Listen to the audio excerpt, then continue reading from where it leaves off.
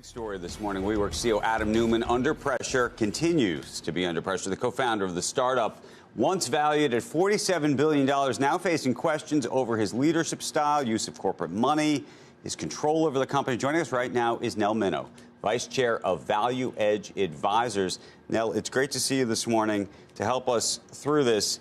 Clearly, there is a group of investors who no longer have confidence in him, want him ousted, say they will not put new money into this. He seems to be, from all reports and my own reporting, defending himself and his turf, and given his voting control of the company, can do so. What should happen? This is a complete and total mess. And the only good news is that this is exactly how markets are supposed to work. The market has taken a look at his fishy numbers and his even fishier corporate governance and said, we don't want any part of this. Unfortunately, the board of directors, which didn't read the fine print when they agreed to become directors, has discovered, surprise, they can't actually fire him. He has voting control. So their options are to do exactly what they're doing now, which is a whisper campaign and try to pressure him out, or they can quit. That's pretty much it. And legally, though, yeah, to the extent that investors have any recourse, you know, there is a whisper campaign to suggest that actually one of the ways they may try to pressure him out is to bring a case against him personally, to suggest perhaps that some of the self-dealing that's been described in the S-1, you know, was not identified to them earlier. Yeah. Is that a winning case? Well, you know, everybody's shocked to find gambling going on in Casablanca. What were they thinking? Yeah, he has not necessarily been completely honest with them. But the very fact that he maintained such a shocking level of control in the early structure of the deal should have been a great big red flag. They should have asked a lot of questions back then. So I think there is no legal way they can push him out. There are commercial ways they can push him out. They can push him out by calling on some of the loans. They can refuse to put any more money in. The people I'm blaming here after the board of directors are the Wall Street people who thought that this complete disaster was ready to take public. Ms. Minow, I was wondering if you could speak more generally about corporate governance in general. So on the one hand, you have Business Roundtable that's talking about the stakeholder model, doing a lot to try to, I would say, signal their own virtue.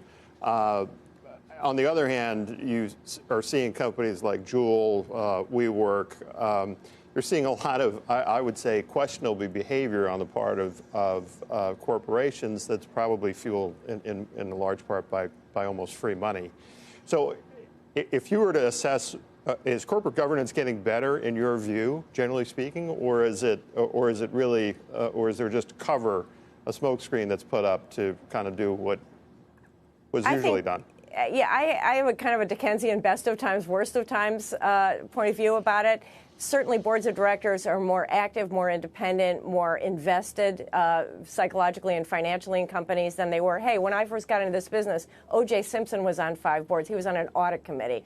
The CEOs of Cummins Engine and Inland Steel chaired each other's comp committees. I mean, that stuff is out the window now. That's not happening. On the other hand, I don't believe for 1 second the statement from the Business Roundtable about stakeholders. I think they've looked at the numbers and they don't think that they're going to be able to keep buying back stock to prop up stock price. They're trying to tie their pay to something else. And, you know, Jeff Bezos was a signer of that. And then the next thing he does is cut the insurance at Whole Foods. And he hasn't done very much, according to his employees, on the environmental stuff. So I think we've got a long way to go to kind of figure out what role corporations are going to be playing. In terms of this dual-class stock, this sort of major voting control that's been given to Adam Neumann, but so many other companies, you know, we talked yesterday about whether this was the bell tolling for IPOs broadly. Do you think this is going to be a bell tolling at all in terms of this type of governance structure, which has become so popular, especially in the Valley and elsewhere? Gosh, I hope so. What I've said before is I have no problem with putting dual-class stock out onto the market. You know, you can sell whatever you want. But sometimes the market is going to say, no, that's a very bad deal. To my mind, this is exactly what markets are supposed to do. They looked at the numbers, they looked at the corporate governance structure and said, this is not something that is valued at the level that you think it's valued at. So I think that that's worked out very well. Yes, IPOs like this should not happen in the future, and I hope that that signal has been as clear as can be. No, I just want. I think we were all listening closely, but did you hear that about the BRT? That's such a great take, and it's such a cynical take on the whole thing. It's so great, Nell. Okay, so they're figuring out it's going to be tough to keep buying back stock.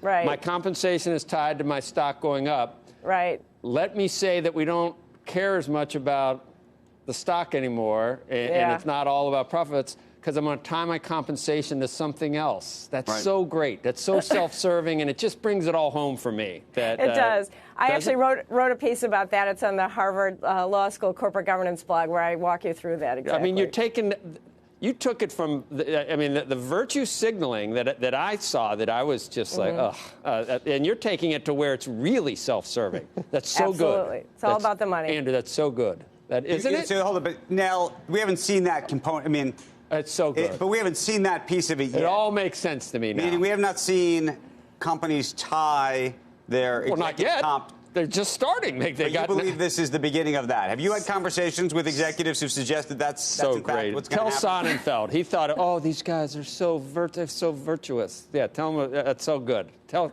Jeff. Well, I love Jeff. He's one of my favorite people, and I love his optimism. But this is you'll see.